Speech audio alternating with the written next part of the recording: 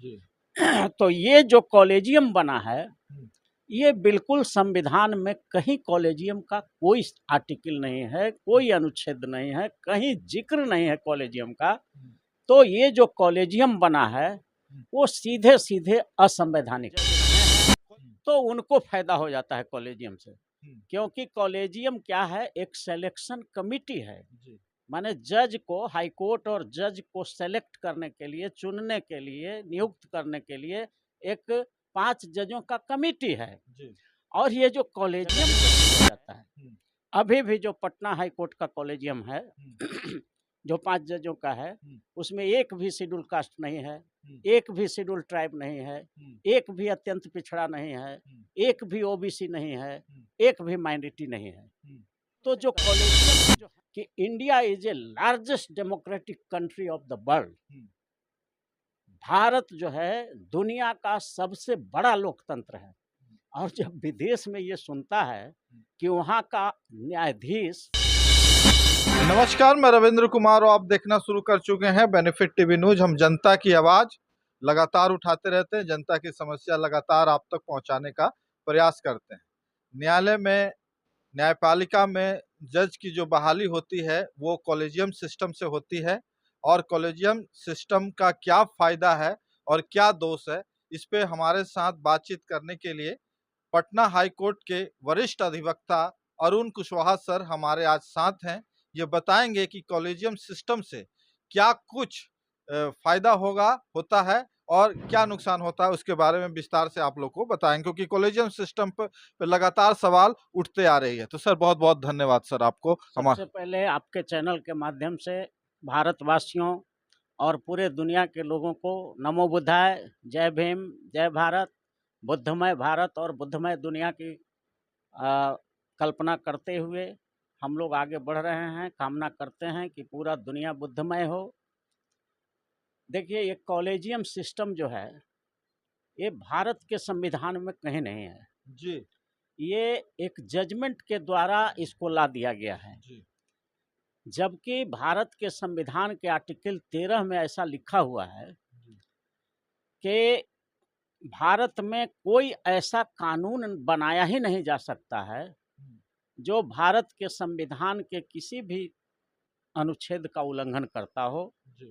अगर वैसा कानून है बना हुआ पहले से, संविधान बनने के पहले से, तो उसको रद्द समझा जाएगा।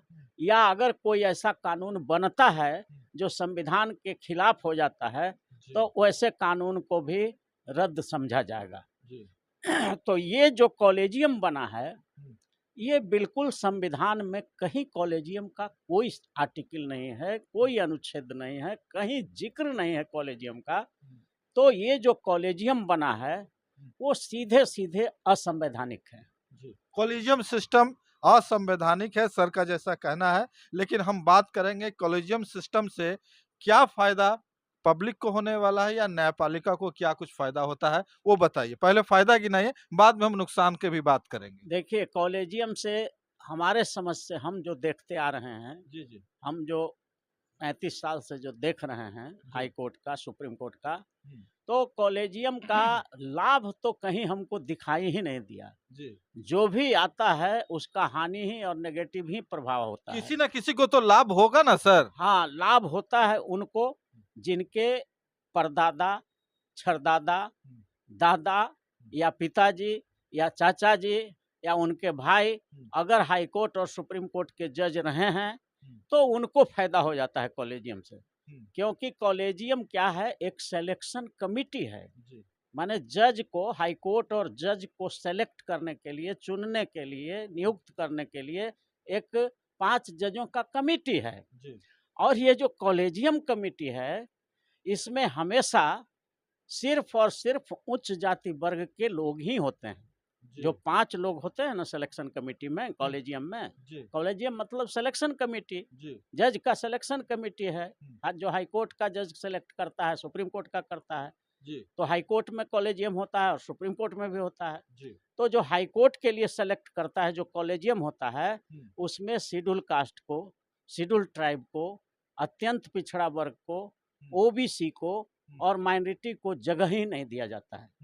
अभी भी जो पटना हाई कोर्ट का कॉलेजियम है जो 5 जजों का है, उसमें एक भी शेड्यूल कास्ट नहीं है, एक भी शेड्यूल ट्राइब नहीं है, एक भी अत्यंत पिछड़ा नहीं है, एक भी ओबीसी नहीं है, एक भी माइनॉरिटी नहीं है।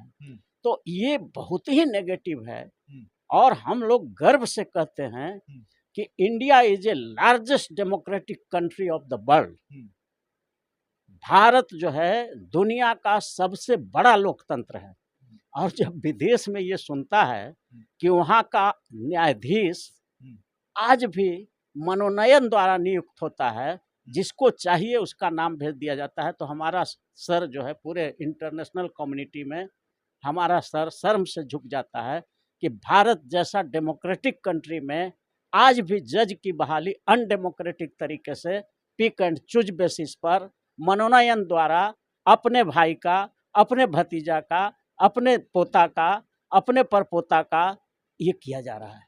बहुत बहुत धन्यवाद सर, आपने बताया कि कॉलेजियम सिस्टम से किन लोगों को फायदा पहुंच रहा है और कैसे कैसे लोग फायदा उठा रहे हैं, क्यों उठा रहे हैं, उसका कारण क्या है। अब हम बात करेंगे, कई तरह के सवाल कॉलेजियम सिस्टम पे उठते आया है।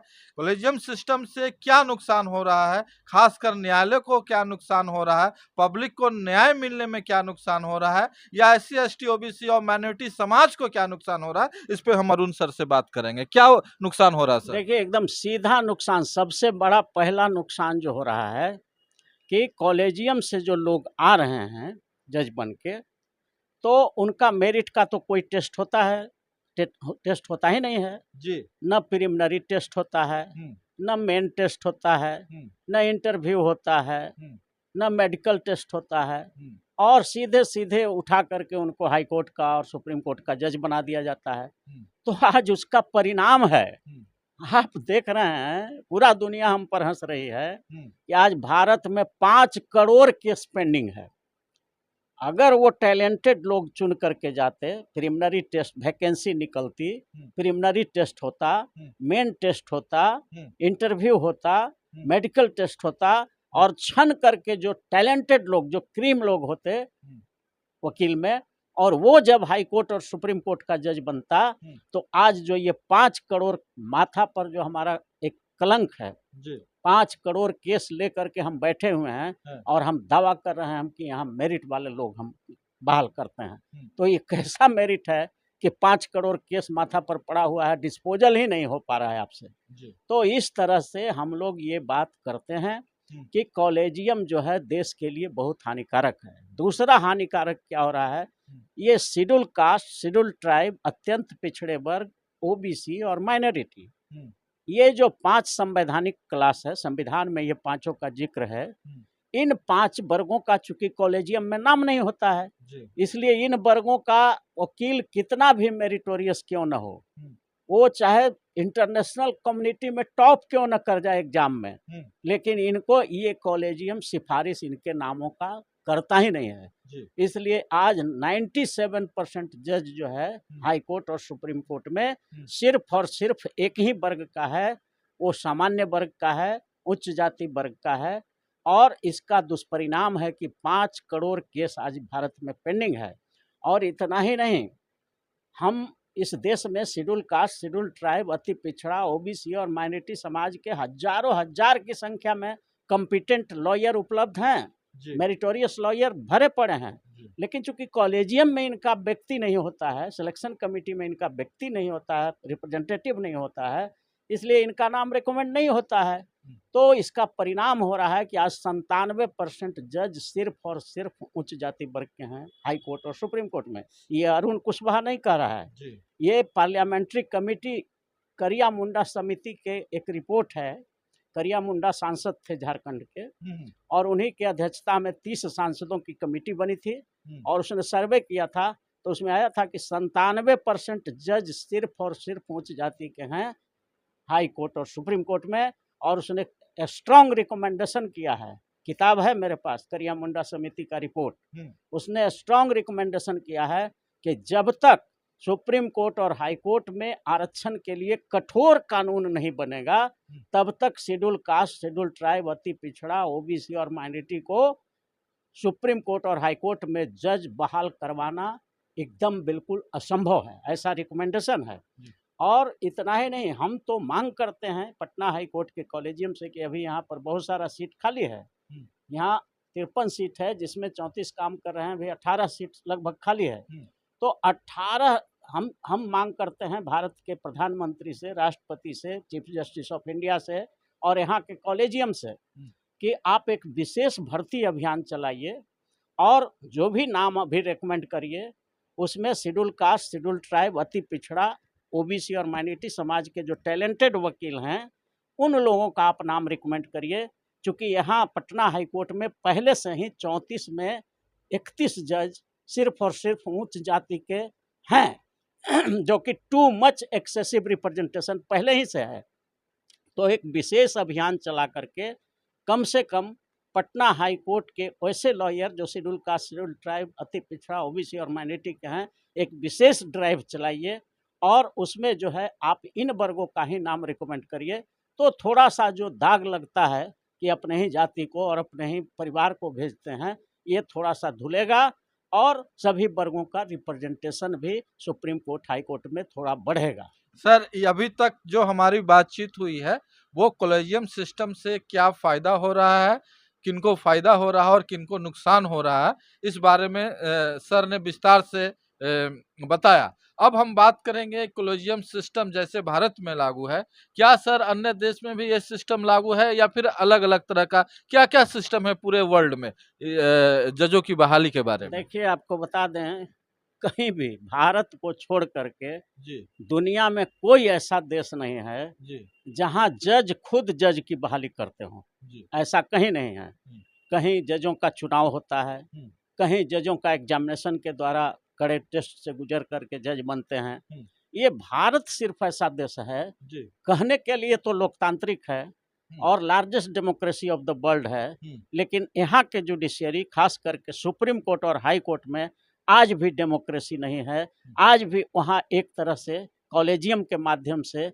राजतंत्र चलाया जा रहा है, हुँ। जो कि डेमोक्रेसी के नाम पर बिल्कुल हमें इंटरनेशनल कम्युनिटी में शर्मिंदा करता है। जी। इसलिए हम चाहेंगे राष्ट्रपति महोदय से और भारत के चीफ जस्टिस ऑफ इंडिया से, अभी बने हैं नया चीफ जस्टिस महोदय से आग्रह करेंगे, पटना हाई कोर्ट के चीफ जस्टिस से हम आग्रह करेंगे, सारे सांसदों से आग्रह करेंगे कि आप all India judicial service commission गठित कर दीजिए और हाई कोर्ट और सुप्रीम कोर्ट का जज का वैकेंसी निकाल दीजिए और देश भर के सारा जो 10 बरस प्रैक्टिस किया हुआ है वकील, वो सब लोग उसमें बैठेगा। प्रिलिमिनरी टेस्ट ले लीजिए, मेन टेस्ट ले लीजिए, उसके बाद रिटन और मेन लेने के बाद इंटरव्यू भी बढ़िया ले लीजिए, मेडिकल भी टेस्ट कर लीजिए, कहीं पागल नहीं है, कहीं सनकी नहीं है, कहीं बीपी हाई वाला नहीं है, और जो सबसे बढ़िया उसमें छन के आए वैसे लोग को बहाल कर दीजिए।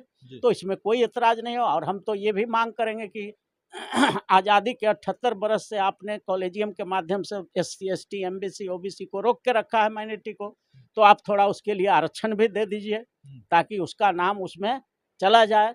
और जब तक सभी वर्गों का प्रतिनिधित्व सुप्रीम कोर्ट, हाई कोर्ट में नहीं होता है, तब तक सामाजिक न्याय, आर्थिक न्याय, राजनीतिक न्याय, फौजदारी न्याय, धन, धरती, राजपाट, जो भी न्याय मिलता है उसमें लोगों को लगता है कि हमारे लोग नहीं हैं, इसलिए हम लोग को न्याय नहीं मिल पा रहा है।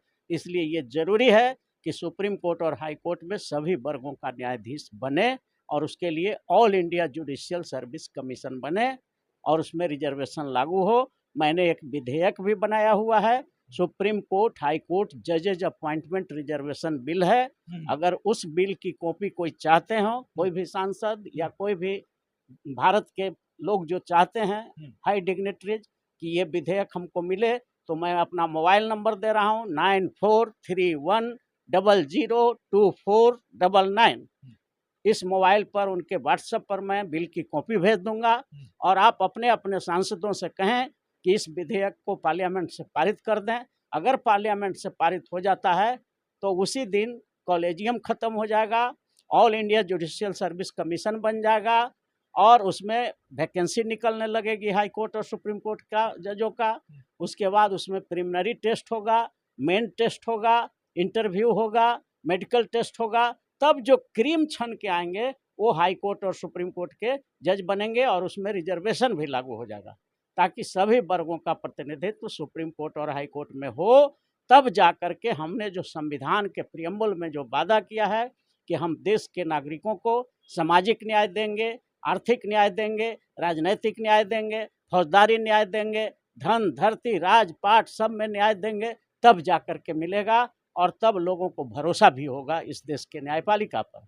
चलिए, बहुत बहुत धन्यवाद। हमने बातचीत में जो छन के निकला वो कॉलेजियम सिस्टम से क्या नुकसान हो रहा है, कॉलेजियम सिस्टम से क्या फायदा लोग को हो रहा है और न्यायपालिका में क्या असर पड़ रहा है कॉलेजियम सिस्टम को, इसमें क्या बदलाव किया जा सकता है जो न्यायपालिका में सुधार हो। अरुण कुशवाहा सर जो संविधान विशेषज्ञ हैं, उन्होंने विस्तार से इस बात को रखा। बाकी आपको वीडियो कैसा लगा जरूर कमेंट करके बताएं। अगर वीडियो अच्छा लगा तो जरूर लाइक कर दें। अभी तक हमारे चैनल को अगर सब्सक्राइब नहीं किए हैं तो ऐसे ही मुद्दों पर, ऐसे ही गहन विचारों को देखने के लिए हमारे चैनल को सब्सक्राइब कर लें और ज़्यादा से ज़्यादा लोगों तक वीडियो को भेजने का प्रयास करें, ताकि कॉलेजियम सिस्टम में क्या हो रहा है उसकी जानकारी लोगों को मिल सके। बहुत बहुत धन्यवाद। सभी दर्शकों को बहुत बहुत धन्यवाद। बेनिफिट टीवी का वीडियो आपको पसंद आया तो चैनल को सब्सक्राइब करें और वीडियो को लाइक करें। ज्यादा से ज्यादा लोगों तक वीडियो को शेयर करें।